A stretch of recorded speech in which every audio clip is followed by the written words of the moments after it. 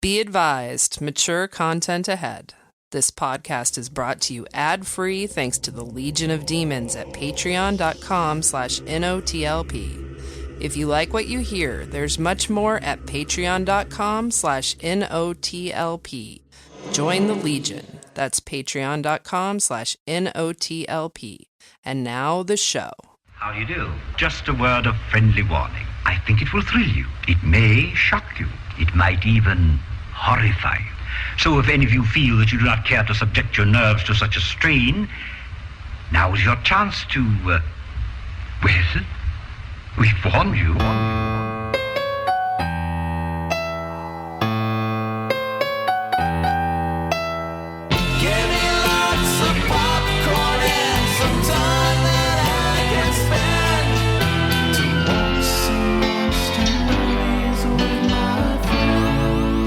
Your Honor, my client, Your Honor, I just noticed a trope that just had never occurred to me before is the pouring. I was in front of a microphone, as I am now, and had a glass and a water pitcher. And this is a hearing now. You Marcia Clark'd. Well, they are doing hearings on Zoom now, and that's what we're doing right now. Yeah. This is like Kill a Mockingbird. They always pour a big glass before they do a big monologue. The stakes are just as high. Or the closing argument. Yeah. That is a good dramatic device to have a really tall glass. Like if some ostentatiously, like 3 feet tall, like one of those things you get on spring break. Oh, yeah. And the attorney, like, I'm just a Southern attorney that likes Margaritaville, and sets it down, boom. And then just fills it with water because he's about to deliver the closing argument of his life. Does he stop halfway through to take a sip and then drink the whole giant thing down? He pulls on a second set of suspenders over his first set of suspenders. And he's sweating the whole time. Just mopping off. You've got like 20 giant overhead fans above you. Mopping his brow. And then they're only running on slow. Hey, where were they always on slow in those hot places? When you got to have a scene of him getting dressed in the morning and unsheveling his tie. His tie starts off. He starts off with a fully neat tie, and he has to dishevel it continuously. And I'd love to see like everybody like watching the trial. They have those handheld fans, but they're giant. Everything's absurdly large. This is a caricature, Your Honor. We are here in this courtroom today to pass judgment on our 2020 here at Night of the Living podcast. Oh, Amy, you segued like a pro. Yes, you did. You see this shit right here? Oh, thank God for you. You And listeners are in for a treat. we're going to present the evidence We're going to present of our best. Rear end. We have not so best. Why don't we have people? One of us side of the room is going to be the prosecution against 2020, and the other one will be the defense of 2020 as a year that was worth living. There's no defense. The jury's like, we don't even need to deliberate. Like, we have our verdict right now. The sentence is death to be communicated 4 days from now. That's my ruling. But Your Honor, my client is had diseases. When my client had natural disasters. And my client's mama never loved him. And my client didn't stand a chance, had a big old orange thing growing on it, making everything irritated and all kinds of messed up, Your Honor. Excuse me, I need a drink of my water. Oh, that defense attorney, very good. Yeah, you draw it out. Now, I know the people, the women and the men in the jury, and those beyond the spectrum in the jury, Your Honor, third set of suspenders, may say that 2020 done did near ruin everything on this here rock called Earth. Oh, Lord. I How like do to we see make you him go. stop? But I want to see you go. I want to reassure the ladies and the cats and dogs of the jury that the SETI satellite system has located a suitable planet for us to migrate to. Let me get a drink of my water, Your Honor. It's so hot in that room, isn't it? a planet we're calling New Kentucky. Well, they only have I that rest my one case. ceiling fan going real slow Just one. up at the top end. Just Why the was one. why was just the defense attorney? He was always the southern one, but the prosecutor. The Yankee? Yeah, well, the Yeah, prosecutors were usually the bad guy. And you can't have a charming Southern prosecutor. Bad guy. Oh, I'm sorry. I thought she was corn. I'm just a simple hyper chicken. You remember that from Futurama? Yes. I thought she was corn. So today we're going to do our year-end rear-end. Oh, the sexiest show of the year. I'm going to follow it around. It's got a You gonna juicy rear end. You gonna catcall this show? I'm going to catcall it. I'm just going to be really awful to it. You can holla at it. Holla, holla, holla, holla. I'm going to be just gross. Just take the compliment, 2020. Jeez, Yeah. what's wrong with you? Just smile more. Be game. My This is a treat for you listeners. It's a post Christmas, pre New Year's, and whatever other things that matter to you. Put them in some kind of order and put this between them, and that's what you have. Yeah. A time sandwich. That's right. Whatever matters to you, be it Christmas or not Christmas, or Sunday or the day of cloud bearing, whatever you like. the day of cloud. That's what I like. You choose And that's what that. I celebrate. I And bear my that's- clouds. Yeah, well, we love that about you. I take their clothes off and I bear them. It's like, oh, she's showing her clouds again. Somebody get over here. Tries to take off her clothes again. Anymore. I know you think I'm nasty. What is happening? Kelly triggered me. So, yes. You've been watching too much Key and Peele. All this improv and sketch comedy. He's doing bits. I got Indeed. bits. I got It's in- bits. It's already in the movie. Reminder, if you want to support this nonsense with your money, go to patreon.com/NOTLP. And why wouldn't you? Why wouldn't Just recorded our introduction to episode 124, which was from 2009. Think about this, Beelzebubs. You just produced. You will be remembered as the producers of the Southern lawyer bit. Put that on your resume. That's priceless, really. I mean, it cost you like $30, but it's priceless. I already made that joke, actually, like 2 weeks ago. But We got to welcome Carla Gibson to the Beelzebubs. welcome, Carla!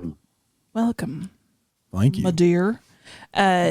You can put on your resume that you are a producer or patron of this show, and people will know what that means, and they will know that you're quality. You can use clips. Yeah. Put clips on your resume. They're going to help you. I'm certain of it. Yes. You can take two of our clips and rub them together if you want to. You can. We call it rubbing clips. You can start a fire. Bumping, Grab hard enough. bumping Don't. clips. Don't do that. So on our year-end rear-end, what are we doing in the show? What's going on? Well, we're going to do the thing we usually do. Yeah. But I also have news if you want it, but we don't have to. No, let's do a little news. Why not? Yeah, I'm having fun. Oh, yeah, that's fine. There's no place I would rather be, Then with my boys. and there's no thing I would rather be doing. The thing I just wanted to say, which fled my mind when Freddy started talking, Sorry. but it wants to come back. Zoop! Oh, I have seen Wonder Woman, and I have seen Soul. Oh, we should do a whole episode about each of those. Should we? Yes. We could do a night of the comic. We can all participate. I'll get Jason on the horn. We'll talk Wonder Woman. And then we'll do another one. Don't make about Soul. promises you don't know that you can keep. Soul just looks like it wants to make me cry.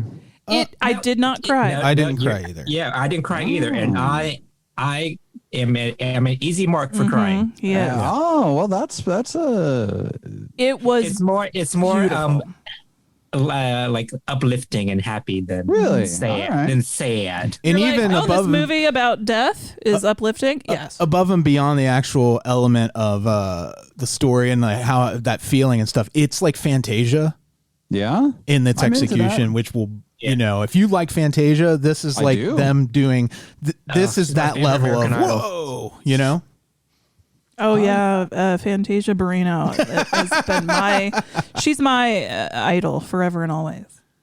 Oh, Fantasia Barrino, takes me back. She was great. I thought you were talking about. I thought you said Fantasia Brainout, and I was like, is that like some kind of performer? Or? Yeah. No, it's a new street drug. Brainout. You said Barrino. Yeah. Brain out. If I forgot about Fantasia Barrino. Sun's out, brains out. It burns. If we do a separate show about it, that's fine. But I just want everybody to know that Soul was very soulful. It was great. It's projected on your ceiling, Kelley. Yeah. Projected into your fucking brain, man. Man, if you have access to like one of those silos where they store salt for the winter, my recommendation is climbing to the top of the little mountain of salt in there and projecting it onto the ceiling of the little salt hut. Is that what they put inside the big half coconut? Yes. Yeah. Okay. So if you can get into one of those, when you're going down 75, it might burn your skin. So, but if you have an analog, what? If you have an alternative that is similar, like if you own a salt hut, if you own a big tent, if you have like a giant half like almond. Yeah, I mean, if you have one of those, then I'd imagine you'd spend your night eating almond. It's like the giant half coke. Anyway, I love a giant half almond. Only if it's the right half, you know what I mean. There's so much going on right now. We're getting conceptual, motherfucker. when Freddy said analog, that's gonna be my really bad new drag name. Oh, analog. Oh, it works on a couple levels. Yes, it does. That is fucking brilliant. Does somebody already use that? Because if they don't, you have hit pay dirt. Coming to the stage. You finally found the right one. Analog. You've hit the drag name equivalent of black gold. Yeah. You're like a Beverly Hillbilly. Texas Tea. In a dress. That could be a pair act. Black gold and Texas Tea. Yeah. They're just sprouting out of my backyard. Oh my god, that would be crazy if words came out of your lawn and just spilled up like fucking the snakes in a can that are supposed to be peanut brittle. Yeah, it actually sounds like that sounds like a Sesame Street thing. Actually, it does. That would be a great little animation, Kelley. You got to call. It would be. You got to call Muppets over to they got to read the words so that the words can get out. Otherwise, you just got freaky words crawling all over your lawn. Oh, I hope you're listening, Jim Henson Company. You should hire us as consultants. Absolutely. That was one of my dream jobs as a kid. So that would be me too. Would manifest something that I'd always wanted. Let's get so please do the dry erase board out. I wanted to step into Sesame Street. There's still time, Kelley. It's still your dream job. Yeah. Can you show him how to get to Sesame Street? They say practice, and take a look. They keep telling you, and no matter what, that's Kelley's word of the day, Belle. Kelley just got a text and immediately just picked up his phone, trailed off, and looked at it like we're not doing something here. Well, here's the thing. All right. I thought it might have been one of you sending something to me that I might need. Then B, if it isn't one of you, then it's only one of a couple other people, and it might be important. Oh, okay. You do have children, so. But it was just really funny. I thought it was one of you. You just trailed off. I'm having so much fun. Yeah. All right. Are we going to do news? Yeah. Oh, real quick. Any patrons that still had rewards outstanding from 2020? We just mailed all that shit out. Yeah. We did it teamwork. Man, that was some teamwork. Amy and me, I was over here like, we took time when we had a little downtime from everything else, and I'm like firing pins into these envelopes. And Amy is getting shit together over there, ready to go to the post office with it and get it out. I went to the post office. We were like a well-oiled machine. Things are happening. It wasn't like that Lucy episode where she's shoving truffles in her mouth. I did shovel some pens in my mouth, and that's why I'm speaking with a lisp today. And for 2021 is coming together, patrons. 2021. Yeah, I have shit coming at you fast and hard. He's flinging shit, man. Yikes. He's got lots of analogs for you. The rest of the designs should debut this week. Yeah, I'm excited. We're gonna give a minor facelift to our Patreon page soon for the first of the year. Gonna tighten it. Tighten Give it it some up. cat eyes. Get some Botox. Yeah. It's going to look like Melania. Our page will never smile again. It'll be snatched. All right. I swear to God, that's all I have. All right. Well, I hope everyone had good holiday times. That was a Phil Collins song, wasn't it? I swear to God, that's all I have. And then in the parentheses after it said, please don't go. Please don't go. Yep. That was my Phil Collins. And it was very good. And I immediately recognized it and wasn't confused at all. For some reason, I feel like he talks like this. I don't know why. I know he doesn't. He stuffs cotton balls in his mouth. Yeah. He voices Dr. Zoidberg. No, he constantly gets a dental surgery. That's why. I'm Phil Collins. He's got bad teeth. Well, he's British. Oh, Yeah. Oh, that was mean. All right. Yeah. Let's do some news then. We're really doing it. We're doing some news Yeah, for let's do real. it. We're gonna do as soon as I can find the right lever in this laboratory, because these I don't know if you know, but these things are dangerous. Super. Just a minute, ladies and gentlemen. I think something is happening. This is a special one of your cities in the world. The people it kills get up and kill. Partially devoured. Remember, human beings are their food. Well, Yeah. those are things that happen. What do you think about that? So, welcome to the news portion of this program. Yeah. I don't have a lot as usual, but here's something that struck me because I'm a fan of the television program Hannibal. I like the first 3 Thomas Harris Hannibal Lecter books, or they're not really Hannibal Lecter books, only the last one, but they're loosely connected via that character. They're good. Just like my last bowel movement. Yes. And there are 2 good movies based on 2 of those books and 1 okay movie based on that book. Well, anyway, so this relates. There is this show called Clarice. You know, hello, Clarice. Hello. It's a sitcom about a plucky FBI agent, and she has to become roommates with the psychopathic cannibalistic murderer who helped her discover another psychopathic murderer. And they just have all these adventures, and they're different from each other. And they Were you a Bill Cosby from Go, or not Bill Cosby at all. Rudy. Don't let it be what if Bill Cosby. Thomas Harris? What if she's going after This is a Thomas celebrity, Harris. a celebrity who knocks out people, and she goes to consult with Bill Cosby, and then you have him on the other side of the glass like Hannibal Lecter, Oh yeah. and he's like, pudding pops, do you smell them? But exactly. That's one of the things. That's one of the episodes. That's the B story in one of their episodes. And what if every cell on its way to Cosby's cell is a different version of Cosby, and one of them throws pudding on her? Oh yeah. And then No, it's like Cosby, and then next to him is Weinstein, and then it could just Kevin be Spacey, and Charlie Rose. Kevin and- Spacey hasn't really answered for his crimes yet, has he? No, in fact, didn't he just post something for Christmas, like a video? Doesn't he do that every year now? An insane meltdown video? God.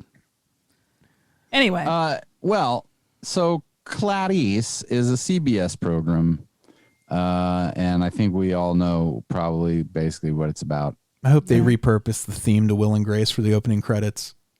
I hope they do too. And it's the Clarice Starling series. yeah. The only reason the headline to this is CBS Clarice series won't feature Hannibal Lecter, and and this is gonna sound terrible. When I read that, I was kind of like, well, then why am I gonna watch it? Yeah. But maybe I will. I don't know. I feel like I like the world of that. He has a very specific like vision of what the forensics and the detective work looks like. Yes. And it's interesting. It's always pretty good. Plus, you know, with the right score, I think any new drama can be a triumph.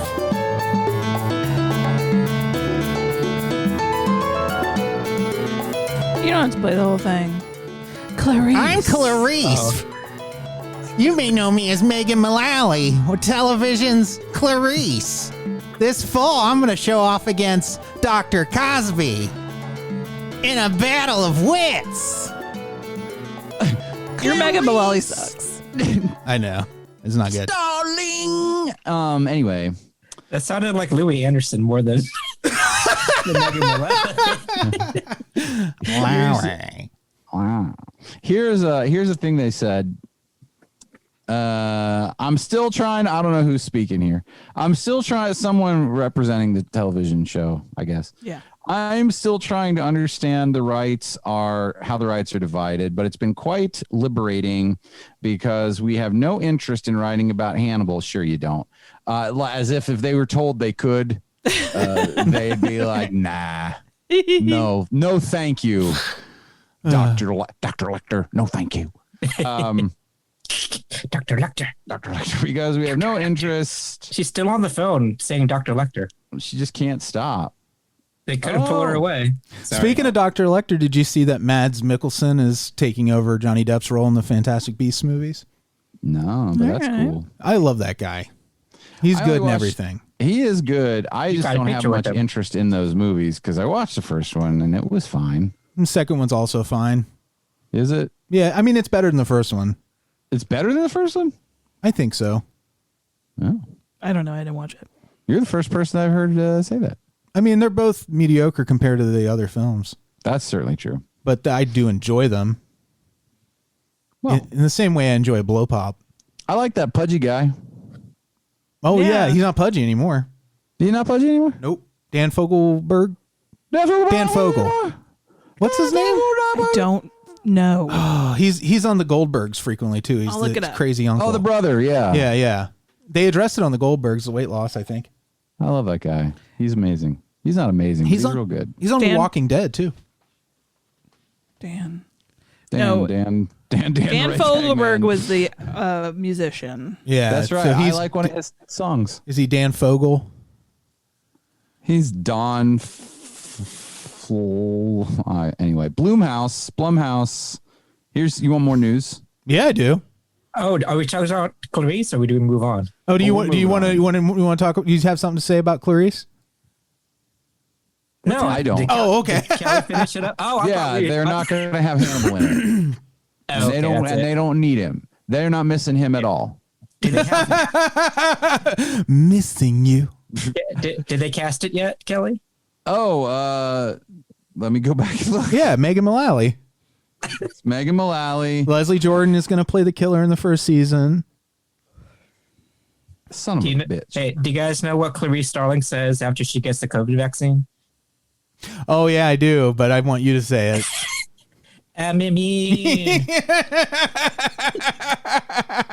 The gentleman we were referring to earlier is Dan Fogler. I was close. For me, that's a triumph. Fogler. It's starring Rebecca Breeds.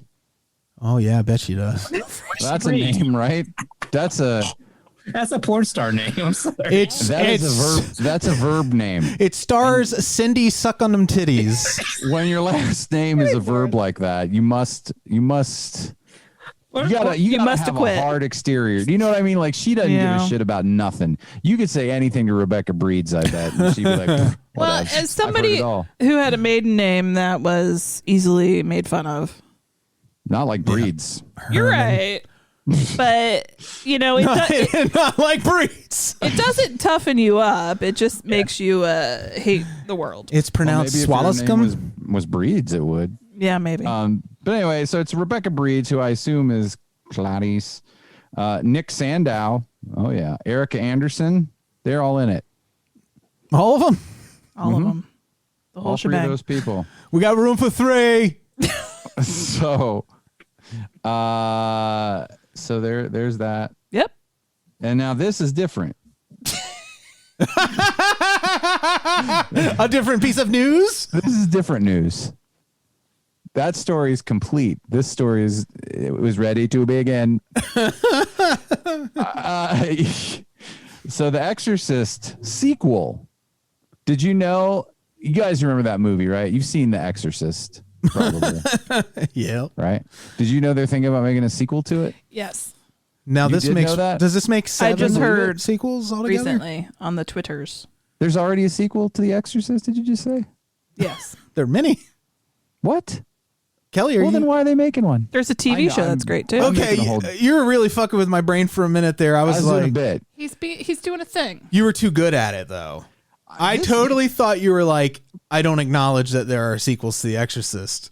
I don't know if this is a brag or an admittance that I'm not good at it, but like I feel like a lot of times I'm so dry with things like that people often think I'm being serious, and then the joke goes awry, and I have to explain it. And it's like, is it because I'm too good, or I'm not really very good? No, you're too good. You're very, very good, man. Yeah. I think you're very, very good. But Freddy is also very, very simple. He's beautifully simple. I'll miss some things just because I am naive. Yeah. Well, I think you're very smart. Thank you. So, well, anyway, this is an Exorcist. Did you mean that, or are you being dry again, Kelley? No, I was. Oh shit! I missed another one.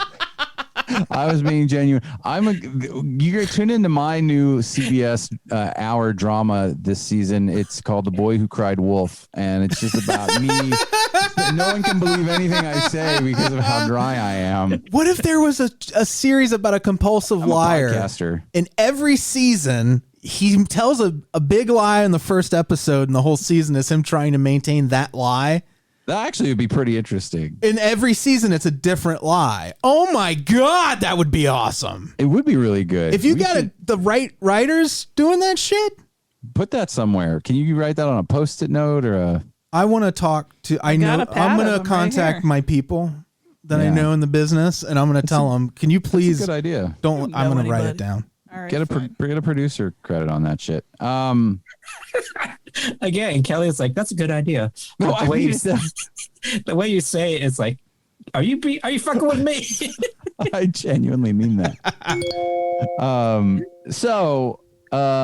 This is why you got in fights all the time. That was my idea chime. Probably. That's why no one ever understood anything I said. The Exorcist is getting a sequel, looks like, from David Gordon Green. Oh yeah. And Blumhouse. Oh, so he's doing what he did with Halloween. Like, the sequels don't exist. Probably. Well, that's good.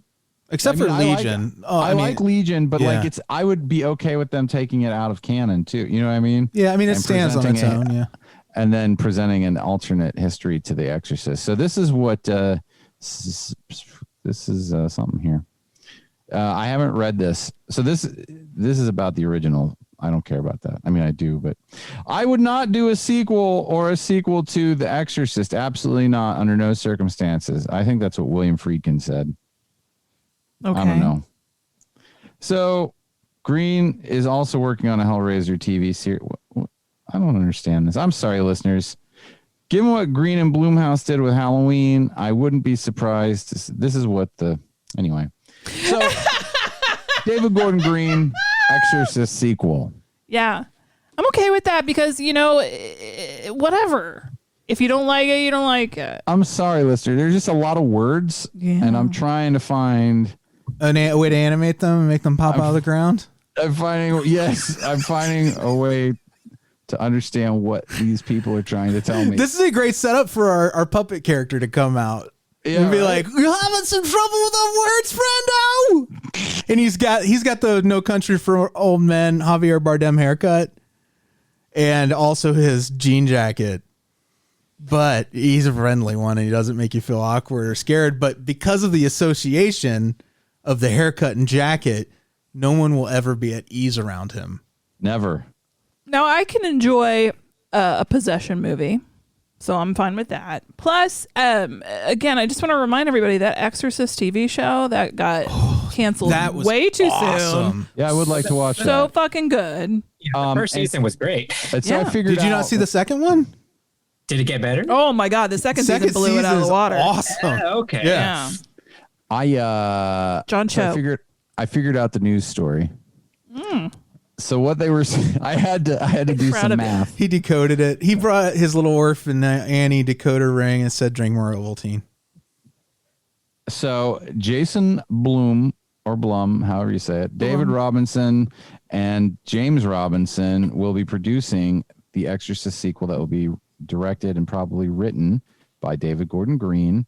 And what I was saying earlier is that William Friedkin said he would never do a sequel, so he's probably going to avoid this like garbage. Well, he also, I don't think, did he ever make any sequels to any of his movies? I don't know. I think he was one of those guys that was just anti-sequel. Is he like super old and maybe just doesn't want to do anything right now? Well, there's that too. I mean, he's into revisiting The Exorcist. They just released the documentary about it with, I think he was a big driving force behind. Sorry, Kelley. I interjected something serious and I threw off the whole rhythm of the game. You didn't though. This is Exorcist news. It's relevant. Mm-hmm. It's relevant. Relevant. Mm-hmm. So anyway, so there's that David Gordon Green. I liked David and Seth David Gordon Green and Joseph Gordon David Levitt. Do you think anybody's ever going to write a headline for one of these articles about The Exorcist? Austin David Seth Green Gordon Ramsey David Green. I really did Adam like Wingard. the Halloween reboot, and I'm looking forward to the next one. Yeah, and if he wants to remake The Exorcist, I'll go see it. Oh, absolutely. It's not a remake. Whatever.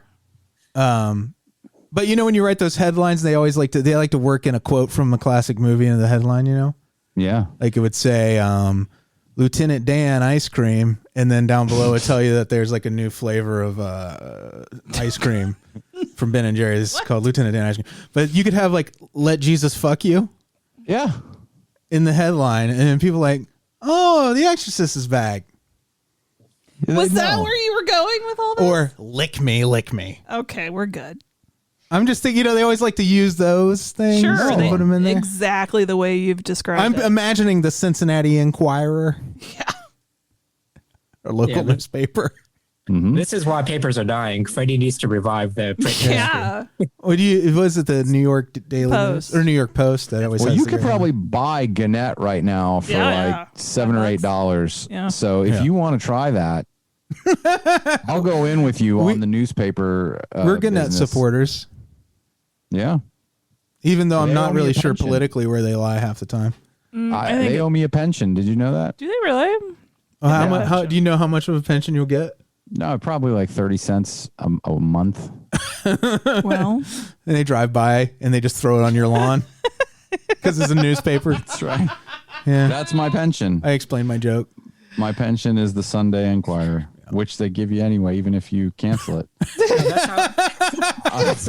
So if you see a big pileup of coins in front of your yard, you'll be worried. Like, oh my God, he hasn't picked up his coins in weeks. in there? His coins are still out there. Get them coins. I would presume irradiated coins. Oh, yes. So, last bit of news for today. Furiosa, remember her? Oh, yeah. She had one arm that was natural and one arm that was a robot arm. She's the new Geico spokesperson. Yeah. She's like, I know from accidents. Who better to sell you car insurance? And horribly mangled. This lady knows about needing, assistance. Mayhem. Mayhem. I'm one of the road warriors. and I just kissed your fender.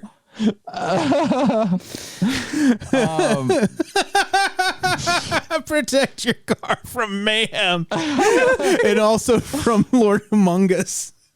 So Furiosa is a Mad Max prequel. It will be starring Anya Taylor-Joy. Oh, I love her. Most likely as the titular Furiosa. She does have good tits. Oh boy! Hey, I love ordering rondos from Furiosas. That was a weak La Rosa's kind of joke. It really was. It was super. It's a super regional humor. Yeah, and not even good. Like even regionally, people will be like, "Is he trying to say La Rosa's? What's he doing?" It's okay. I give that joke a gold star. Thank you. Chili. So that's another local. There's a Gold Star chili in Cincinnati, if you guys don't know. Wabro. I think you're losing your grippo. The studio, but we got Frito Play. That's not local. City. They built a whole city on our street. Wabro is announced that they are doing a sequel to Fury Road, a sequel, a spin-off prequel, something of that nature. And it's going to be coming out in 2023. That's a couple years away. And it's going to be called Furiosa, and Anya Taylor-Joy is going to be Furiosa. So it won't be Charlize Theron. It's good alternate casting, though. And here's what they're trying to do. To answer questions about what the character's life was like in the idyllic green place, remember where she went? Why she was plucked from the group of woman warriors known as, I think they could just call them warriors, as the Vulvalini, the they're called the Vulvalinis? Well, almost. Isn't a pasta shaped like a pussy? Yeah. It's my favorite cheese and pasta dish. Serving Vulvalini with ricotta later. Oh, no. Never put ricotta in Vulvalini. It's Chef Boyardee's Vulvalini. And how she became the hardened warrior we meet by the time Fury Road starts.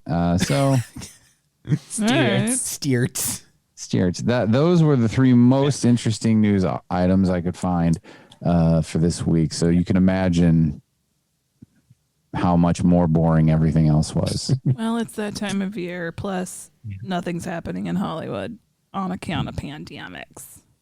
And speaking of Anya Taylor-Joy, everybody watch The Queen's Gambit. If everybody else hasn't already told you already. Queen's Gambit. Andy, I thought we were together on it looking boring. I know I watched it. I told you it was really good. It's not about chess. It's about a character. It's about Gambit, the X-Man, working for the Queen of England. He just throws cards at her and makes Cajun food. Yeah, and I heard you also met Tufe. Oh, here's a card. They got Scott Bakula to play him. Yeah, you're gonna have some fun. That's Gambit's post X-Men career as the Queen. Only if you have faith of the heart. Queen's Gambit. You got faith of the heart. That movie to get a prequel to Furiosa, like her life, sounds like it's going to be hard to watch, right? Because she becomes such a closed off. Well, it's kind of like Hot Tub Time Machine when they see that guy with one arm. In the now times, and they go to the past, and they're constantly looking around. I hope that they go that angle with it, where she nearly loses the arm 8-9 times. How do you retain information like that from Hot Tub Time Machine? Because that was the best bit in the movie. This is why you don't know where anything is in this house. Well, you also move things on me, and at my age, you're not supposed to do that. Because your brain is full of fucking Hot Tub Time Machine facts. Just that one. Oh my god! Just that one. Plus, then there was Craig Robinson was like titties. I hate you so much. But no, it's a great idea because they could have there's shit falling around her throughout the whole movie. Eventually, she has no arm. She's always taunting this one tiger. Yep. And you're like, it's gonna be the tiger. She keeps going and literally poking that thing in the eye. For a while, she's working in a mail room and she's putting mail in slots, but right next to the mailboxes, there's a big meat grinder that's just constantly going. And she's always distracted and throwing mail in there. And you're like, you got to pay attention. But she always manages not to. Oh, Kelley, I love this idea. In this post-apocalyptic world, there's still a post office. Yeah. Well, because of Kevin Costner. Yeah, Kevin Costner's right. And not only that, and Furiosa used to work there. Yeah, it's the Kevin Costner postman post office. Oh my That's god! why they have a big meat grinder. It's amazing world building. And then they also have her where she's working at the Fears the Mind Killer place, where she's constantly testing out the boxes that future spice wranglers will jam their fists into. That sounded dirty. This is just a movie documenting her various jobs. She's a distracted crocodile feeder. She answered an ad for distracted crocodile feeder. Must be distracted. You know how normally they're like, don't use your cell phone on company time. Now they're like, here, play Candy Crush while you're feeding the crocodiles. Oh, she takes a job as a flag girl in drag racing. Yep. But in their Is that world, dangerous? They could hit you with a car and rip it your is arm in their off. world where all the cars have fucking blades coming out. Right. And living sculptures on top of them. Everything's performance art. That's what really destroyed the world, Mad Max, is people got too fucking artsy at home during the pandemic. What you find out really is that she gets diabetes and then she gets like a sore, a wound on her arm. And it just gets infected. She gets MRSA from napping too much. Freddie is turning colors. Oh my God. Are you okay? I'm just enjoying the tapestry we've created. we just rewrote their sequel for them. Done and done. Where's my check? Holy shit. Oh, you guys can be so disappointed when the movie actually comes out. Yeah. Although And none of this happens. no, He's not gonna remember any of this shit. Think about Fury Road when somebody before Fury Road came out said, you know what I want? I want them to have this thing where there's like this giant amp set on top of one of the cars, and the guy's playing guitar, but he's also like a mutant, but then also like he shoots fire out of the guitar, and then they shoot fire out of the amps too. It's all just for show. Yeah, it doesn't really. Yeah, it's just to enhance it, and it's going to be done. Joe just likes it. It's going to be done for real, but not with CGI. And then George Miller's like, okay, he's like Santa Claus. You put it out there, and that's what I'm hoping. And he's like, yes. Can you put this again back to bring it back to Key and Peele? Can we have a scene of this? In the Gremlins, like Gremlins 2. It's in the movie.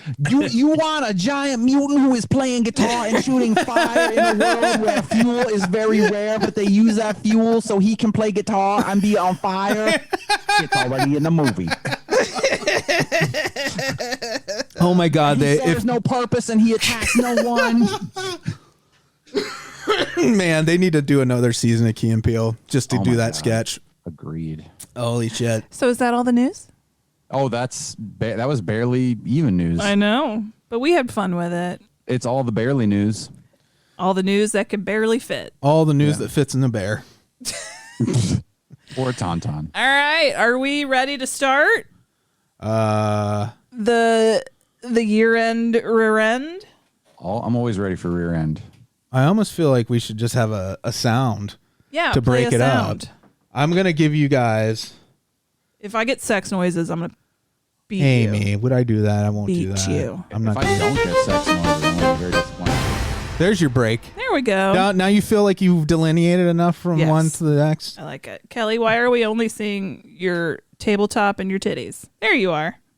Well, because Tabletop titties.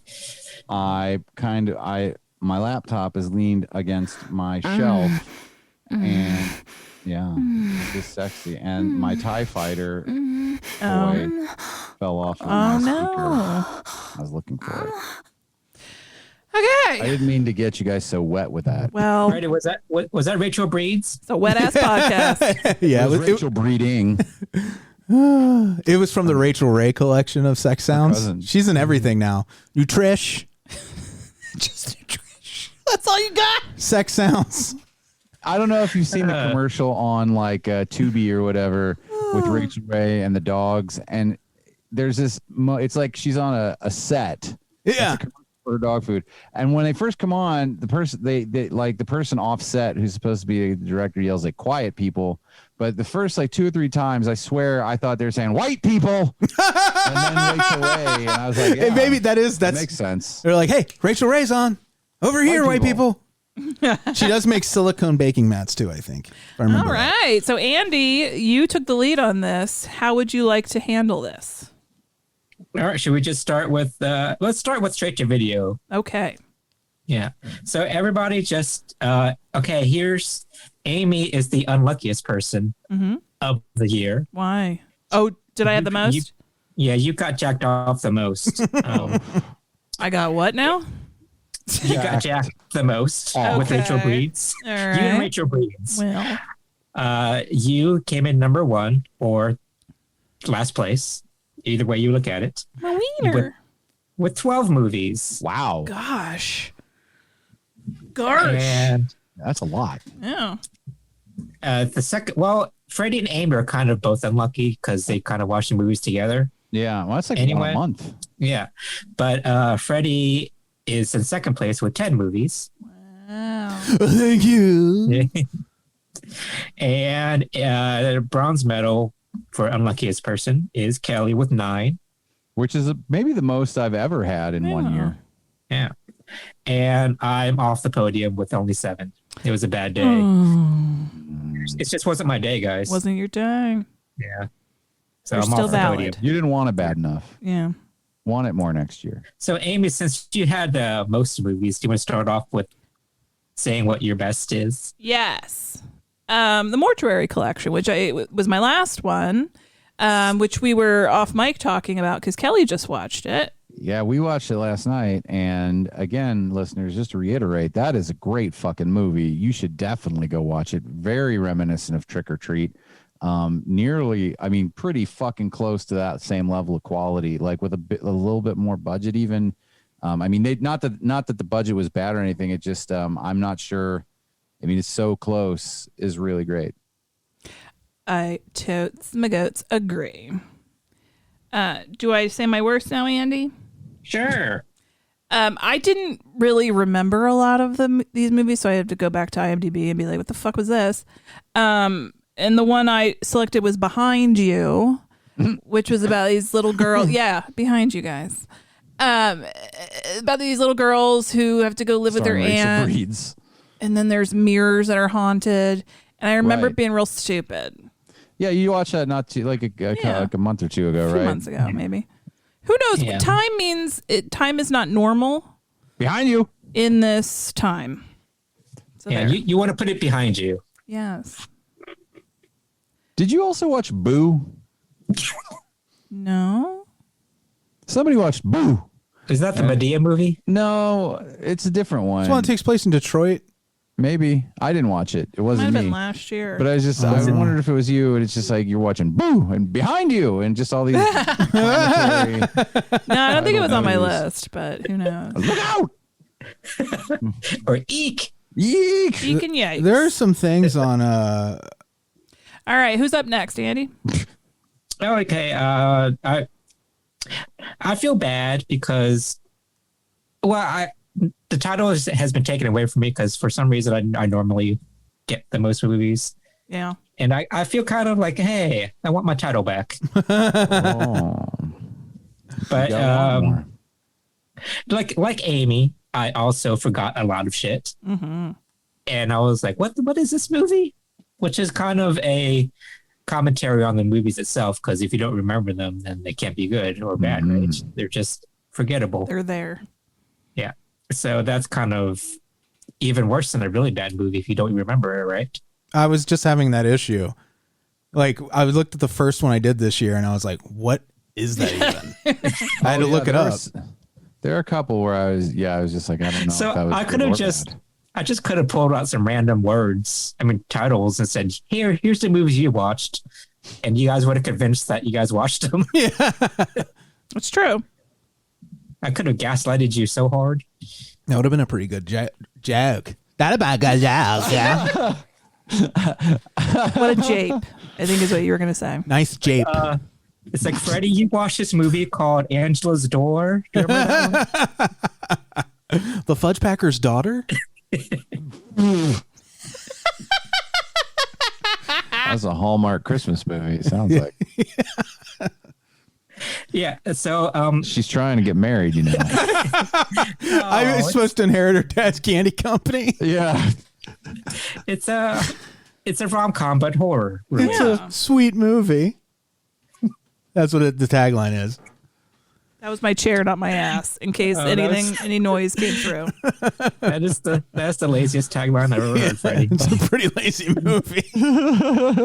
She has to choose between candy which brought her family both wealth, warmth, and comfort. In the warm arms of this Jewish man she just met on the subway, who doesn't believe in Christmas. He'll get a little bit of Hanukkah on her. She'll get a little fudge on him. And this is all on the movie poster too. Yeah. I'd watch the All of Me movie poster. Who's casting this? It's a lot of words. Oh, who is Cass? Let's see. Tori Spelling. Who's the Fudge Packer's daughter? Tori Spelling. Tori Spelling. She's not age appropriate for the role anymore. Candace but Cameron. She's playing a 22-year-old. Yeah, Candace Cameron. You're right. Candace Cameron? Yeah, she's in all those now. And who plays the Jewish subway goer? Oh, it's going to be her brother, Kirk Cameron. Yeah, I was going to say, it can't be someone who's actually Jewish, by the way. Well, I don't think we could have put together a more perfect project. Okay, come on, Andy. What do you got? Signed, sealed, delivered. We just wrapped up 2020. Proving that Lifetime Christmas movies are a sexless affair. That would be the headline in our newspaper. Oh, that's the tag. That's their tagline. We have so many pitches this episode. We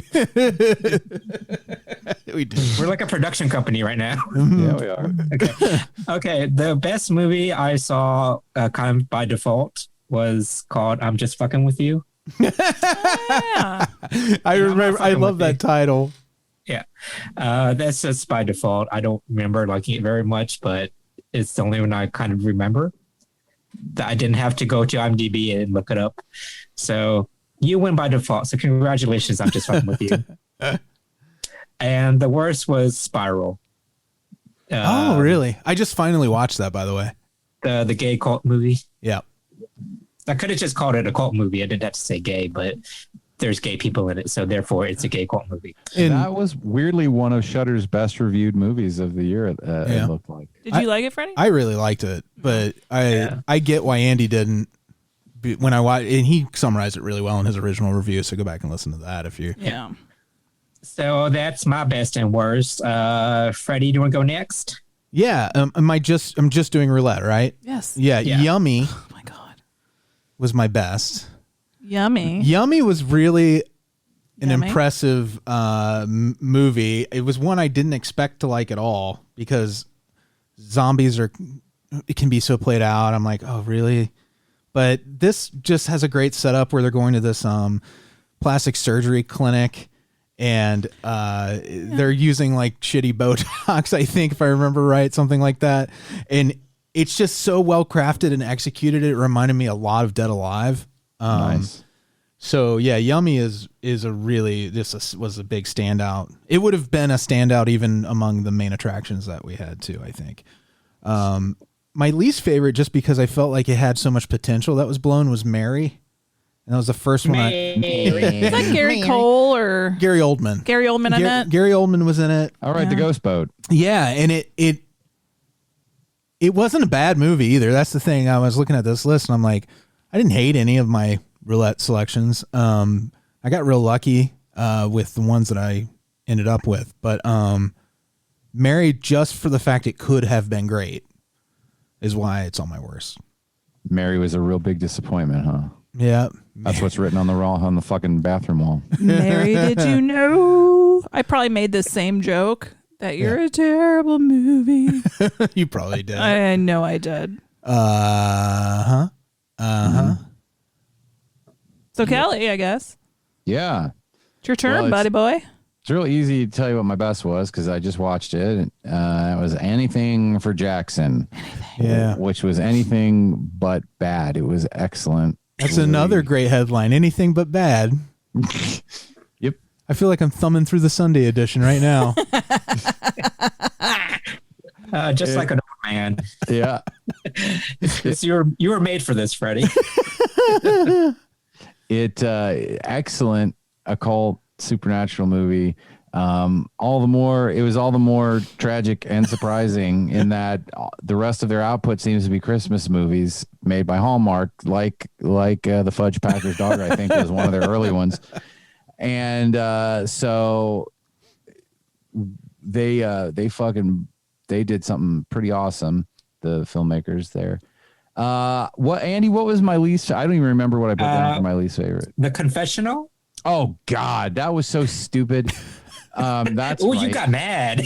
Well, it was so stupid. I mean, it was fun to make fun of, but it was really just a trifling movie. And it's trifling.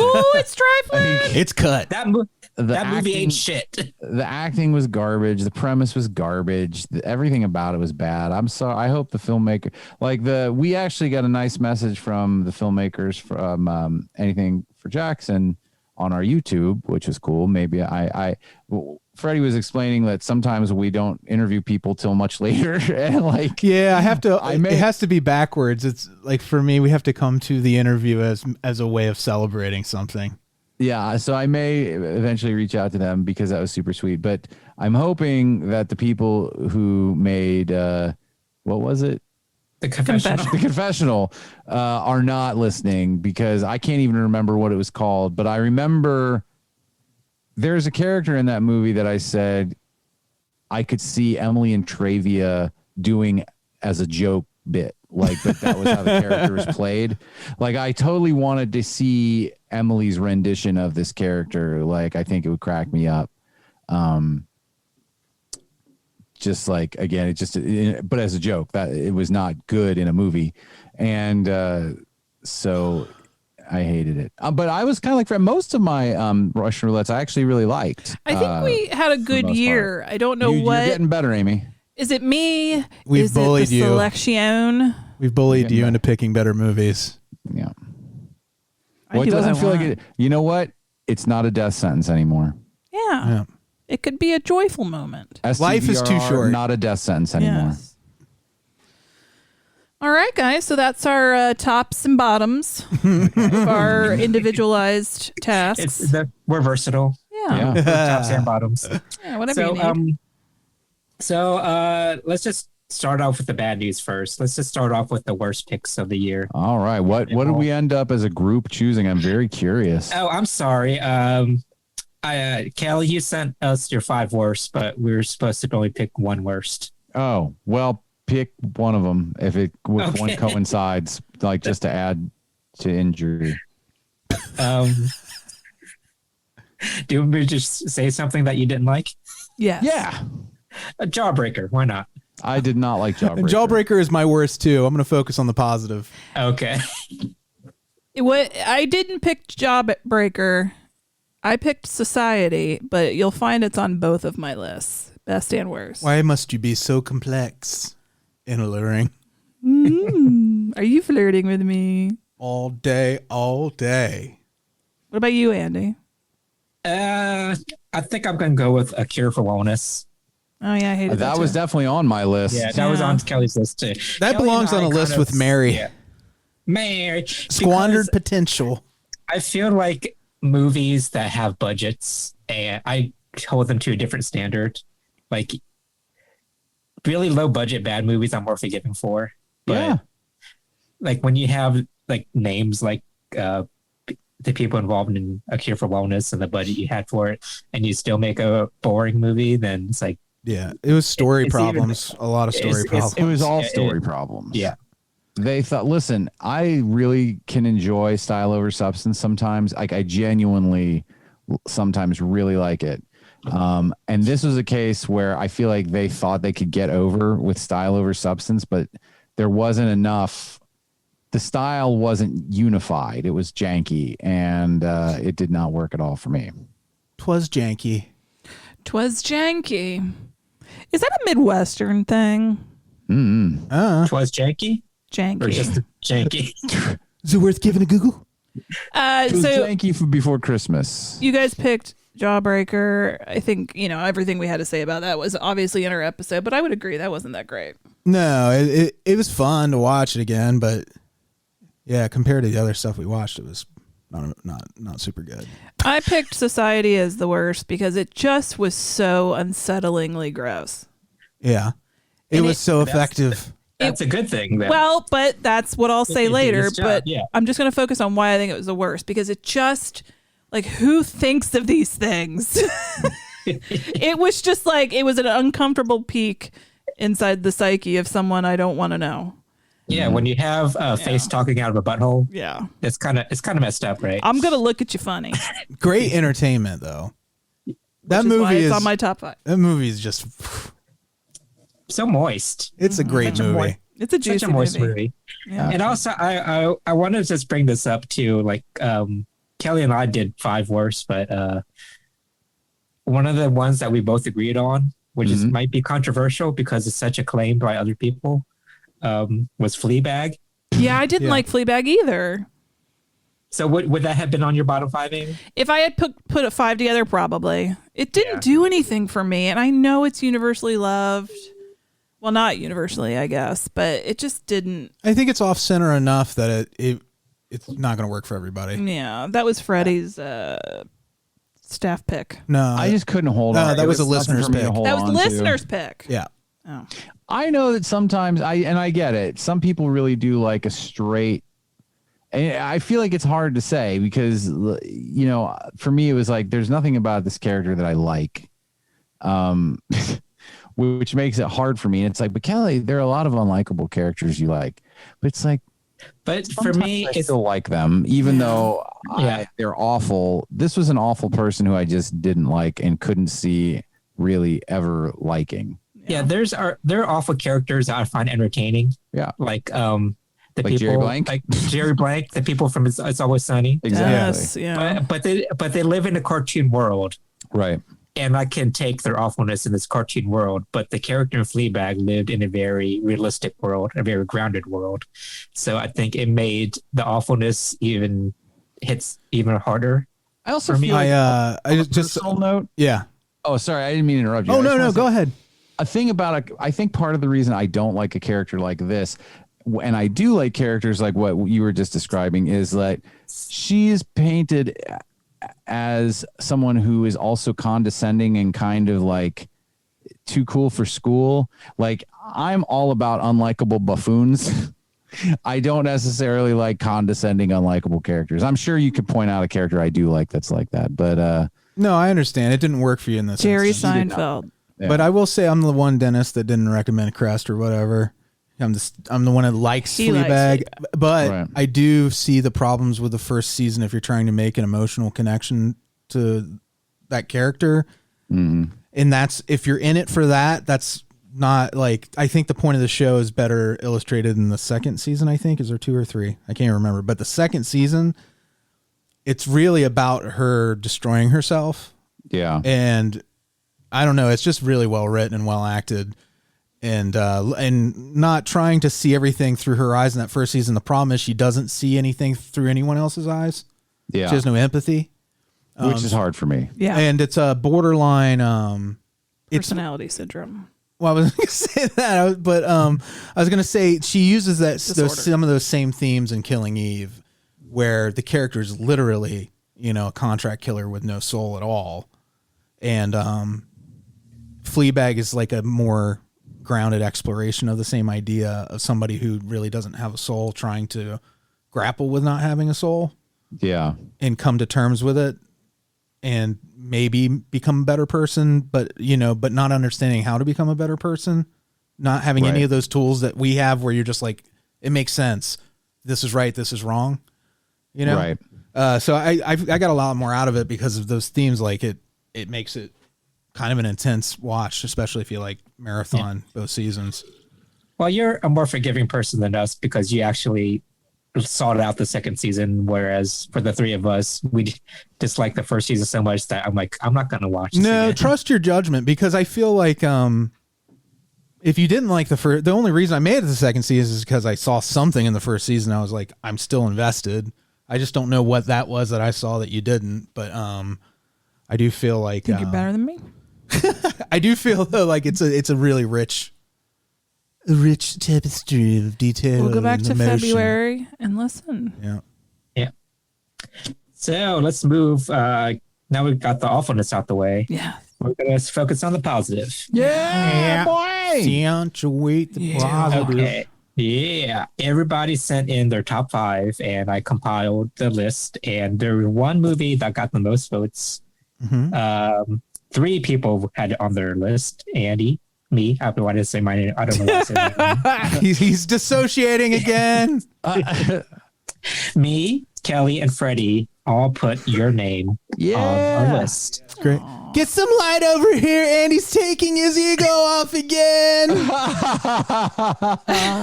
I just want to be torn apart by old men. Like, I would have put your name in like a top 10. Mention. It was your name was great. That was one of those movies, a lot like Soul, where I was like, I've never seen a movie quite like this movie. Yeah. Well, it was very affecting. So I was like, I gotta put this. Also, something I didn't know anything about. Yeah. Same. If we hadn't done this theme, I never probably would have really watched this movie. So. Yeah, it was and that was another. Yeah, it was a very pleasant surprise. Yeah. Yeah, and I like it's kind of different than what we normally do. It's not horror or like sci-fi. It's very fantastical, you know. And there are 4 movies that got 2 votes each. So we kind of do have a top 5 consensus. The next movie that got 2 votes was Night of the Hunter. I put that on the list, and Freddy put it on the list. It is a great movie. We did do a lot of good movies this year, so it was a little bit more difficult to sort of choose what I wanted for my top 5. It, you know, in another year, it definitely could have been on there. Bless you, Amy. That was Love Hate on his fingers, right? Yeah. Yes. Okay. Why did I not remember that till right now? Excellent movie, but so I definitely support that being in there. Yes, that was from the Shelley Winters or Discontent, which was sort of the crown jewel of that theme. Yeah. I think so, yeah. And it's also the favorite title I had this year. Nice. Oh, the Shelley Winter. Well, and you created it. Oh, Andy, we should have picked the favorite themes. Oh, okay. Do you just think about that while I go over the list? Yes. Your favorite theme. And next on the list with 2 votes was Parasite. I and Kelley put that on the list. Oh, yeah. That was from Eat the Rich month. Excellent. Yeah, I like that. It's we don't tend to do like current movies or like new releases. I mean, I know this was released last year, but I like that. It was like it was a more modern movie. I did too. I thought it was it was it was a nice surprise. I'd stayed away from any kind of spoilers. I didn't really know anything about it. Yeah. Which is the best way to approach this movie. Agreed. And it was just really, really strong, and everything about it was really great. Yeah.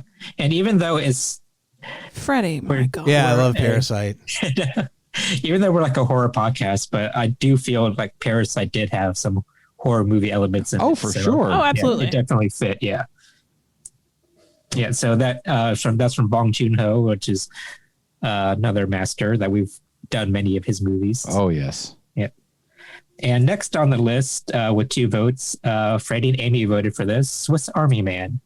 I did like that too, actually. I don't know if obviously it was not one of my top 5, but I did really enjoy it. Yeah, that movie was... That's another surprise. Yeah, it's another one I probably would never have gotten around to. I would have looked... I remember looking at the description going, no. And then we watch it, and it's so sweet. Yeah. And then I was so into it, I watched like the commentary and everything, and it's definitely... It's one of those movies, if you don't own it, buy it, and just dig into the extras. The extras on that will make you love that movie so much more if you already like it. But that movie is something special. Yeah, I feel like the description might put off some people. It did me, yeah. But it's a little deeper than what's presented. A farting corpse. Yeah. It's a very sweet and very affecting movie. It was honorable mention on my list too. And I think it was a listener's pick, wasn't it? I can't remember. I can't remember either. I can't remember. It was from the Fuck Month. The Fuck Month. Right, yeah, if it was the last one of the month, then that was it. Yeah, it was a listener's pick. Yeah. And finally, the other movie that got 2 votes was Society. Freddy and Amy voted for that. Yep. I wasn't on that episode, so I still have not seen Society, which is a movie I've always wanted to. I will get around to it also. Highly recommend it, and also don't watch it. It's like... You're going to love it. get into whatever mindset you need to be in to really totally engage with it, and you're gonna have a great time. You know what? Yeah, don't take it seriously. It's kind of unforgettable. Yeah, no, it seems I've always wanted to watch Society. Let me explain why it's on both my best and worst. Again, I already told you why it's the worst. It was disgusting. It was unsettling. It was just like fucked up. But like, I still think about it, and I think that like when I was watching it, it was a fun experience, and I see other people reference it now, and I'm like, oh my God, I get that, and I feel like that's it's enriching my life. I don't know what I'm saying. No, that's right a great now, way to put it, though. That is a great way to put it. It's something. It's like learning a language, else. you know, like when you see these, especially these deep cut cult movies that to our community, people would say Society's not like a super deep cut or whatever, but I'm like, it is to everyone else in the world. It is so mainstream for sure. Right. It's like having like a fucking Rosetta Stone to decode what some of the great minds are saying, because people who are creative and think outside the box watch these kinds of movies too, and they're going to use that stuff to communicate with like-minded people. And if you know that stuff, you're just getting a better experience of life, I think. Mm-hmm. I think that's why people sell these kind of movies short, but they forget that these are the things that get people's minds working differently. Working minds. Minds.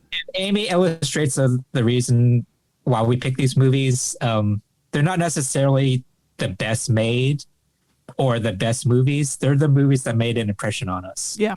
Yeah.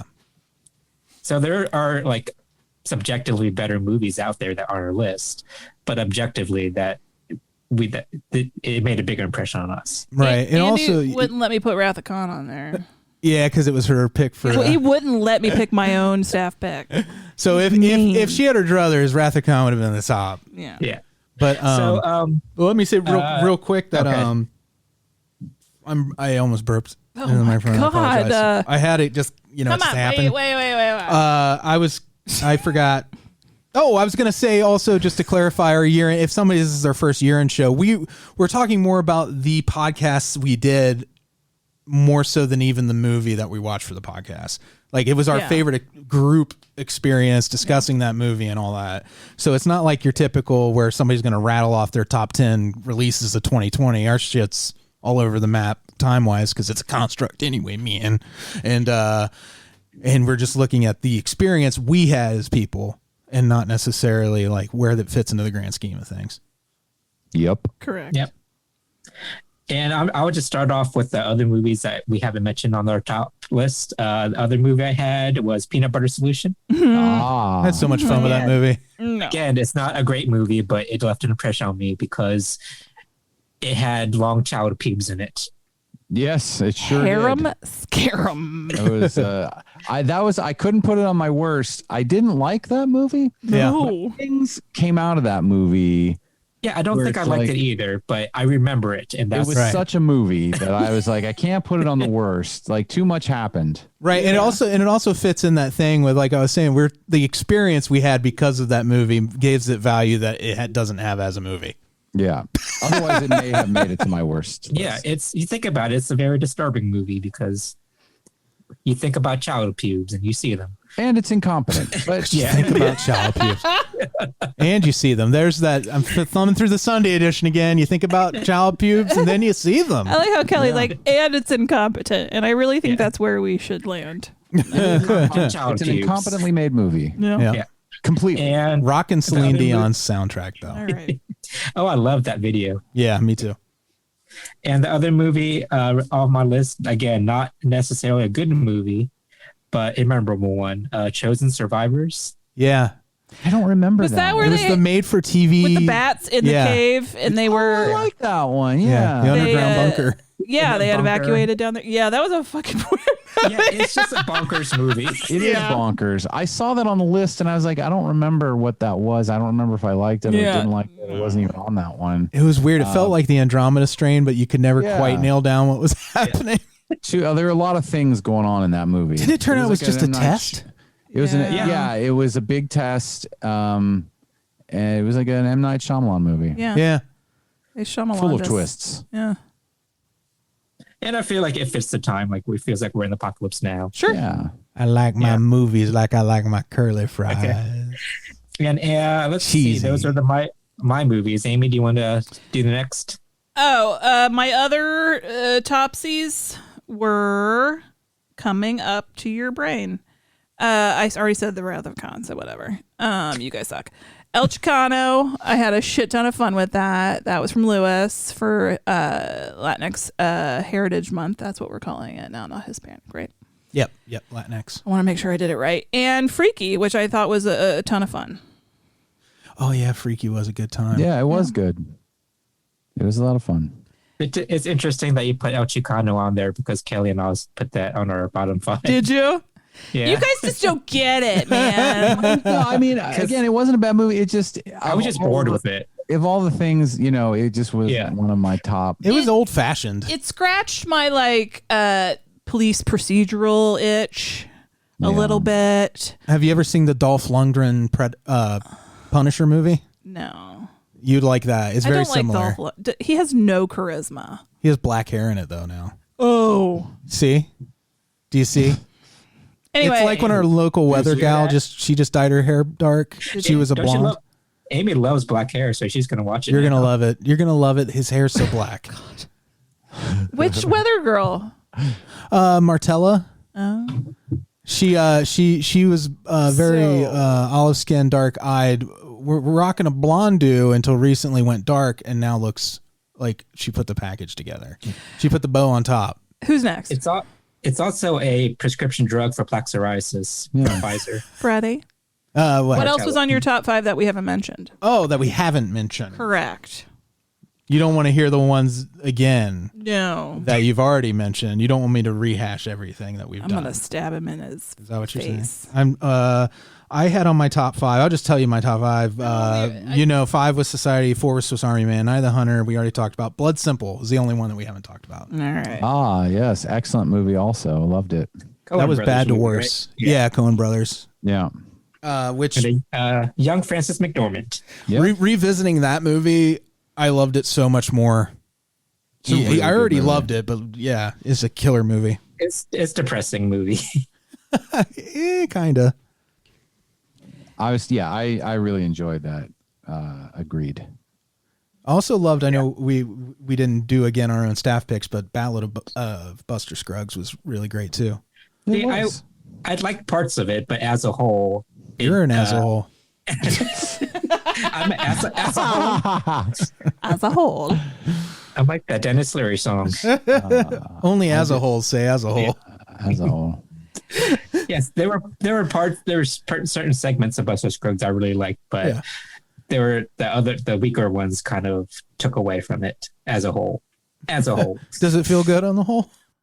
Yeah. I agree. Buster Scruggs feels good on the whole. On the whole. So, Kelley, do you want to wrap it up? Yeah, I'll wrap that up. So I actually had 3 on my top 5 that we did not talk about. Tangerine. Yeah. Oh, yeah, that was a good one. That was Mikey B's staff pick. Yeah, I really loved that movie. It felt really intimate, and it was both it was just very real. And I enjoyed spending time with those characters. Yeah. How do you feel about it on the whole? It feels really good on the whole, really good, almost too good. You'd think it burned being citrus. It did, but no, you'd think it did, but it didn't. Then one of my other ones was Island of Lost Souls. I was blown away by how modern and how basically kind of scary that movie was. It felt again like a really modern kind of blockbuster horror movie, horror adventure. It was super toit, really atmospheric. The parts that were supposed to make you go, Things that make you go, into Island of Lost Souls. And then my other one was The Pit, which was a childhood favorite of mine, I don't know about favorite, but it was something that I remembered from childhood, and indeed it was as fucked up as I remembered If it had been a favorite, you wore out the tape, I would be so concerned right now. I wouldn't hang out with you anymore. but I love that he just tosses people in a pit. That movie was so much fun. It was so bonkers, and it was like good and bad. Yeah, it's not a necessarily well-made movie, but it's memorable. What did he say? It's like Susan, will you rub my back down? Could you use extra soap? Like, yeah, it's deeper than I thought it was in the stocky movie because there were just layers to it that I wasn't expecting. Yeah, it's like it is both like ridiculously schlocky, and then also there's some interesting psychological things, and the performances are mostly pretty okay. Plus the wacky humor. So the Pit made it on my list, just as something that was super memorable, and that was just as memorable as I remembered it. That was enough. Just that note was enough for Amy to get my joke. That's love. You said Pitt is on your list. I said, yo, Pitt is on your list. Will you smell my pits? I don't have any deodorant on. I haven't showered. The Pits. Do it. You want me to? No, I'm kidding. You'd have to get up. You want me to? Oh, that's so nice, Freddy. So there you go. In these quarantine times, okay. Sometimes you don't shower as much, and sometimes you tell your husband, come on, just smell my pits. They smell like a burrito shit. Oh, I was going through Apple News, and one of the headlines says, do you need to shower every day? And I was like, that headline is fucking stupid. And I just kept scrolling. I'm like, the answer is no. Sorry, Andy, you were trying to do something, and I want you to do it. Yeah, so I'm just going to read off the themes we had this year, and everybody, after this, just pick your favorite. Okay. All right. Okay, we start off with staff picks every year, and then we had Bad to Worse, April Fools, Eat the Rich, Weird Science, The Fuck, the Shelley Winters of Our Discontent, Latinx Heritage Month with Louis Fowler, Halloween specials, folk horror, and Body Swap Month. For me, I'm going to take out all the ones that are normal for every year that we have every year. Right, because otherwise I would always pick Lewis because it's the only time of year we get to spend any real time together. But the ones that aren't, so not staff picks, not his or Latinx Heritage Month, but the other ones. Okay. All right. Well, overall, for me, I think the strongest month was, I'm going to say Eat the Rich.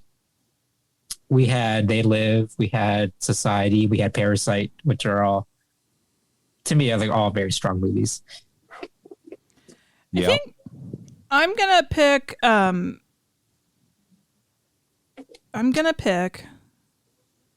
I going to pick? I'm going to pick the Shelley Winters of Our Discontent, only because I enjoy the pun. Mm-hmm. Yes. She's fantastic. Jeez. And I think it forced us to be like, okay, like she's got a really good career. So like we were able to pick some weird stuff and like some classic shit. We watched What the Fuck Is the Matter with Helen's ass? Yeah. What the fuck is the matter with Helen?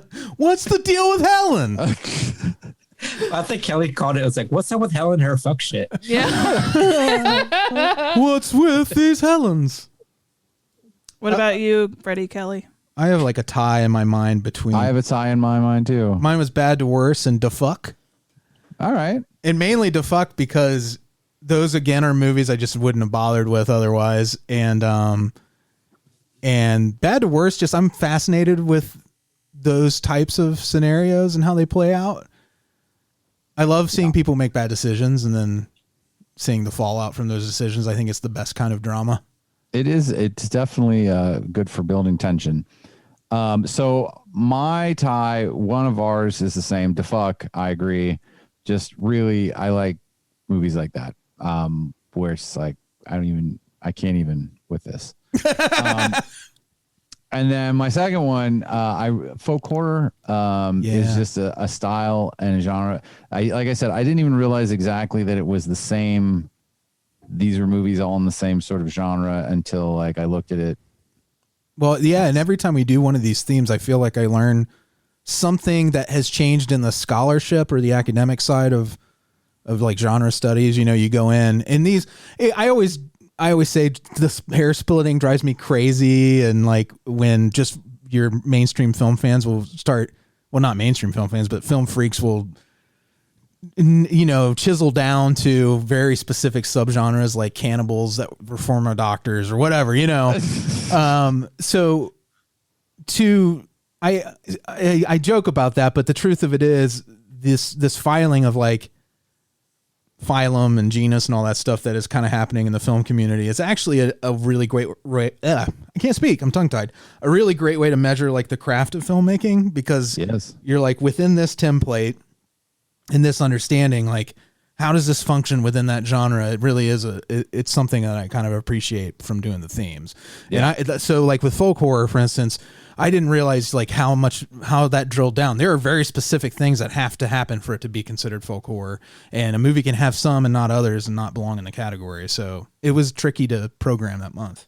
It was tricky, I guess. I didn't program it, but I agree with you and I believe you and my heart is with you. But I did really enjoy those movies, and I do really love those kinds of movies. And so that was definitely, I would say, one where every single time, I mean, there were other months where I liked every single movie, but that one was the one that I was looking forward to each week specifically. Like, oh, I can't wait to see what happens with this. Yeah.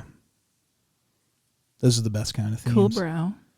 Did we do it? Did we rear end the year end? I feel like we did. We rear-ended it pretty hard. So hard. And moistly. We smacked that year's end. Mm-hmm. And I loved it. Smack. It was consensual. We grabbed it by the you-know-what. Mm-hmm. And we're going to kick off January, the first month of 2021, the year of our vaccine Lord and Savior. Kelley, you're up first, baby, because you got the first Jan birthday. Oh, yeah. I have a short list. I will let you guys know by tomorrow-ish. Tomorrow-ish? What we're going to do tomorrow-ish. Oh, yeah, that's fine. So I have a couple, but don't worry, you'll like them.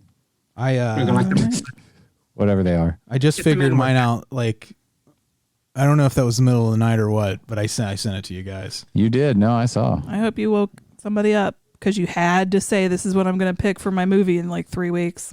Yep, I'm a monster like that. But what are you doing? I'm playing Willie Powell's Auld Lang Syne for your New Year. He's jamming out on his guitar. Yeah, he is. Are we ready to say hi to our Beelzebubs? Can we? Oh. Yeah, go for it. Okay. At the end of every show, we always say hi to our Beelzebubs. They're producers of the show. Go to patreon.com/NOTLP to see how you can support the show with your cash dollars if you have them to support us. Otherwise, just listen or tell a friend. Beelzebub number 1, Alise Kombrinck. Speaking of smacking asses. Smacking that ass. Oh my God, Kelley, can I tell you, all of you listeners, listen to this story. It's a stupid story, but I have to tell you. When I was going to the post office on Christmas Eve, I passed your house. Yes. And I don't know what it was, but like my eyes welled with tears because I miss being with you. Well, I understand that. Was it the smell that emanated from the house? It could have been. Made my eyes But water. I was outside, so that doesn't make sense. Well, I appreciate that. But Thanks. it was just this like pain in my chest, and I was like, I'm gonna cry right now. I miss my friends. We drove past Freddy one day walking down the street, and there was a very similar like a pang. I had the same pang. Pangs. My loins were aching. I was panged. Okay. Ernie, I miss seeing you at Horror Hound, my bro. Oh man, Yeah, I might get a little weekend. choked up at the first Horror Hound. I know. We're all gonna cry and breathe in each other's mouths. Amanda. Sup? Sup, girl. Mark, what's up? Blake. Hi. I'm not gonna say it, so don't even expect me to say it because I'm not gonna say Balake.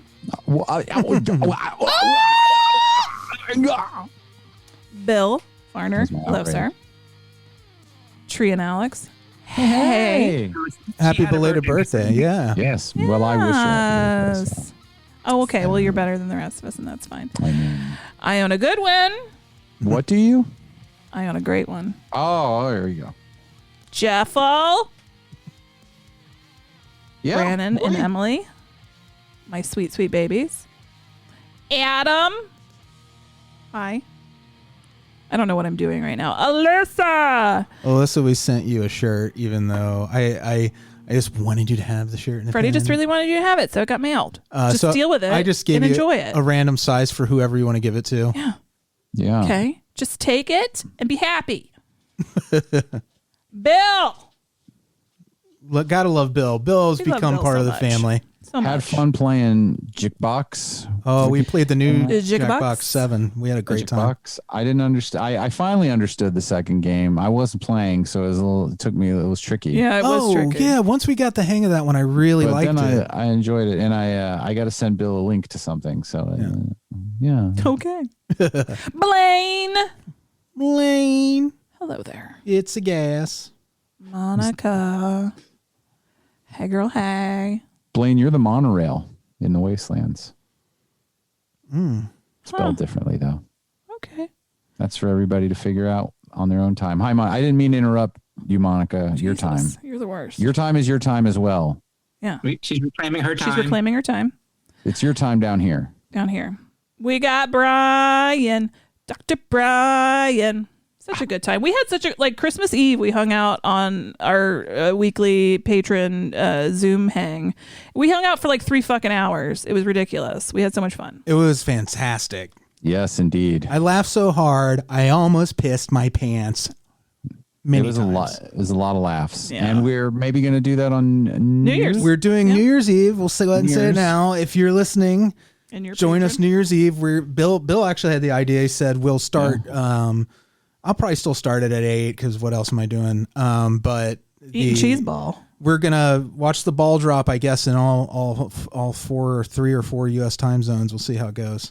Yeah. I might take a nap in the middle. Who knows what's going to happen with me? But things can happen. Anything can happen. Anything. Gonna play games. And finally, our newest Beelzebub.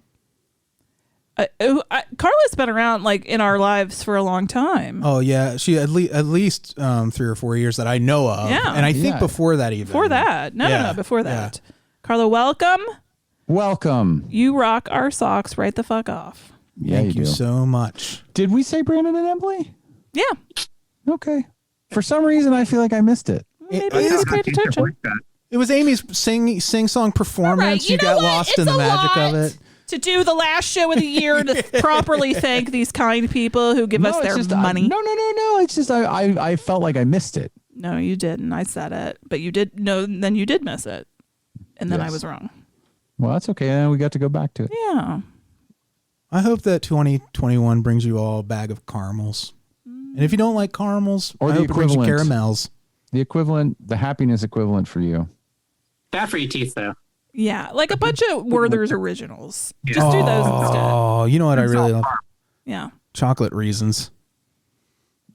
Some sugar-free fudge. I don't need it. I thought you were about to sing Smash Mouth. I got my reason for living. Yeah, so thank you, listeners. Yeah. It's been a shitty year. Yeah, thanks for hanging with us. Everybody knows that. And this show is just nice to have some sense of normalcy in our lives. Yeah. I can honestly say I don't think I would have survived without you guys. No, not at all. And when I say you guys, I 100% mean the dudes I'm looking at on Zoom, but also the listeners and just that kind of community we have created. Yes. Yeah, I want to say even though we're recording the show differently, it's still nice to have something to look forward to, and it's nice to stay at home and record too. It is nice. It is nice. True. I really do miss coming to the studio and seeing everybody. It's a mess in here. But it is super easy to walk over from here, from my bed. Yeah. It's hard to be. Yeah, if I want. That's true. You could have your dick out. We don't know. We don't know. All right. Well, I guess we'll find out in 2021. We love you. Happy New Year. Happy New Year. Happy New Year, all. Bye.